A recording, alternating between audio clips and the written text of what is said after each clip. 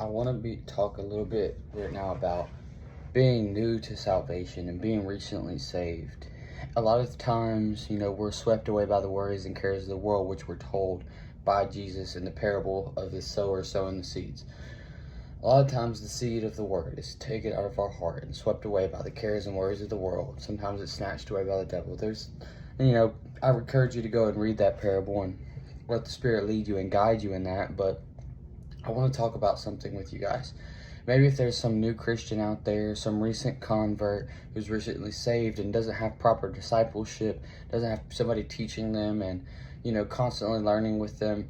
I just want to put this into perspective for you. If you've been recently saved and now you're just feeling empty, like there's nothing else in the world that's satisfying you, you just can't find pleasure or happiness in anything in the entire world, nothing makes sense, and nothing brings you comfort and joy, it's because the teachings of the world and the teachings of Christ are completely different. In the world, you gain power through intimidation, through fear, through control. And that's how you gain comfortability, you gain the riches of the world. That's how you succeed in this life according to the world. When Jesus comes, he always came and said, "Fear not." He always told people, I'm meek, follow me. My burden is light.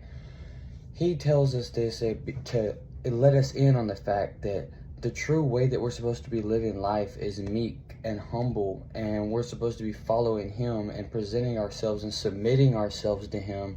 And that is how we achieve the true happiness in this world, right? That's how we achieve true comfortability and peace in Christ, is through submitting ourselves and being humble. So the world is teaching you that you need to strive, you need to do this, you need to do that, you need to just be somebody, in order to be happy or successful. And Christ is telling you that you don't need any of that. You just need to not fear. You need to trust on him. You need to love him and let him guide you.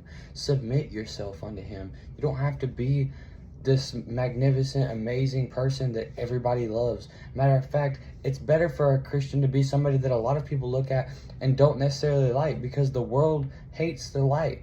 The light came into the world and the men love the darkness rather than the light. So if you have a bunch of people that are not agreeing with you and don't like what you're saying and like how you're going about your life, and you're truly following Christ, and that's a good thing, So I encourage all of you guys today, just be strong in the faith, rely on Jesus, judge your life by his standards and not by the standards of the world. I pray that all of you have a good night. I love you all.